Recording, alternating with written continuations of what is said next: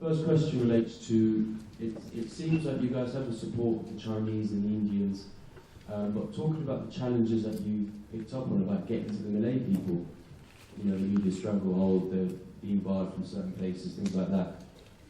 You guys have touched upon it, but I'm interested to see how you think you could start to influence the majority of Malays despite these challenges. There is assumption that because the UMNO resort to a very racist appeal, therefore we have lost the battle of the Malays. It's not true. My constituency is still majority Malays. I have very strong Chinese support, but the Chinese constitute the minority. Azmi, majority Malays. Okay, and he won comfortably. I mean, of course, he had to work very hard and smile all the time. Everything, majority Chinese. So to assume that we lost. Kelantan, Pakatan Rakyat, in the past, we won. Resounding victory. Okay.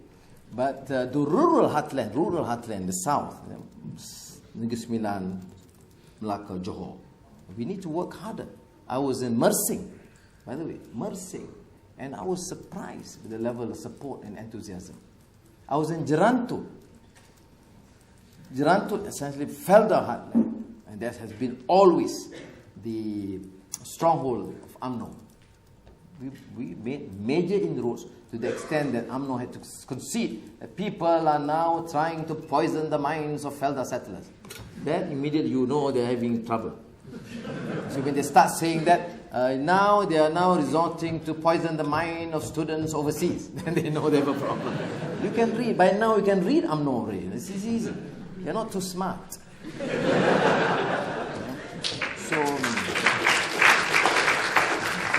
But we have to work hard. You know, there's one thing you should learn in politics. Never underestimate your foe.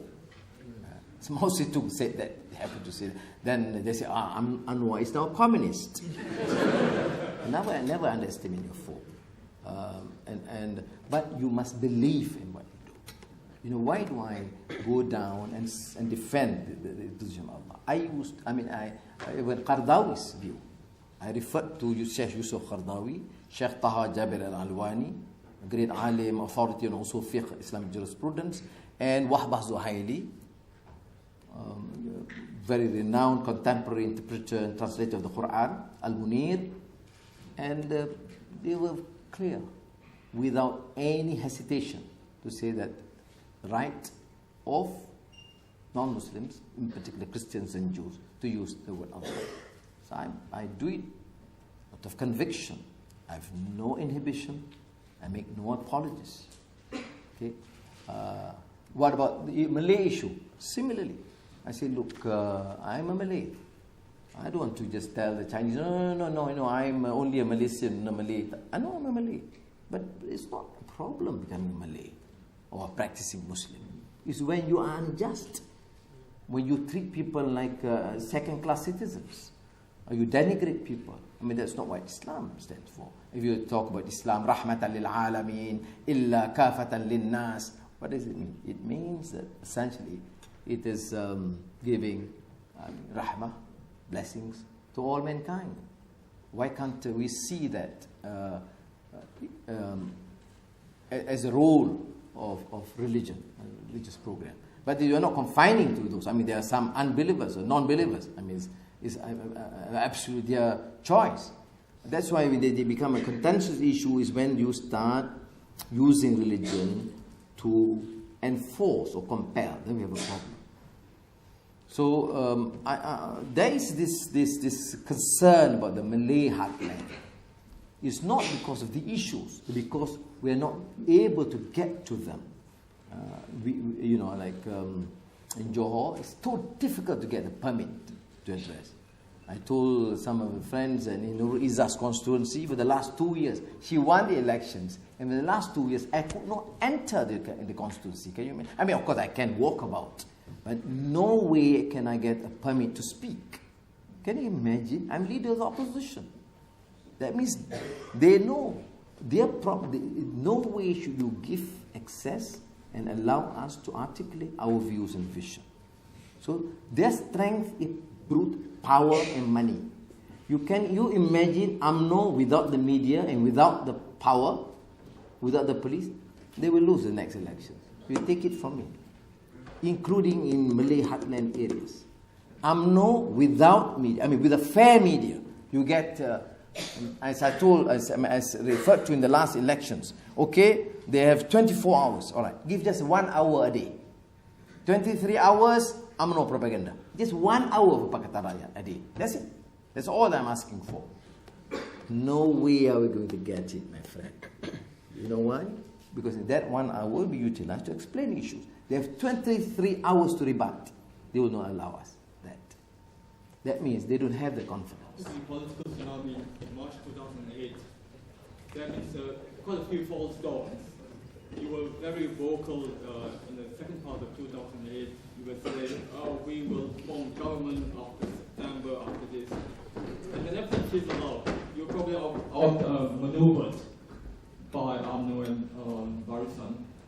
Now, the question is, you have been under a lot of criticism, especially from last year, that you have not been prominent enough, you've not been leading from the front. And I know you've got a small domestic problem, but when you're... domestic party, not family. No. When your court action is resolved, and I say when, in your favor, will you sort of lead more from the front and not get sidetracked by fighting fires or whatever? I think the public want to see you more leading from the front, and I think you will win more votes in the next general election. Thank you. Thank you. I do recognize you express concern on this. Number one, why didn't we succeed on the 16th of September? Never mind some of the whatever interpretation given by others. I've given this public statement. When we had the numbers, I sat down with YB Kit Siang and YB Hadi. How do we then now move? Because we have to move in a concerted manner. We can't be taking in a protracted manner because none of them would want to declare, except at the given time. They say, why did you buy them like the UMNO guys do? We don't. We state our policies. So what do? We wrote to the Prime Minister then, Abdullah Badawi. After reading the letter, he just ignored. He said, no, I don't want to see them. They didn't say about changing government. They said discussing the future of the country. What's wrong with this guy?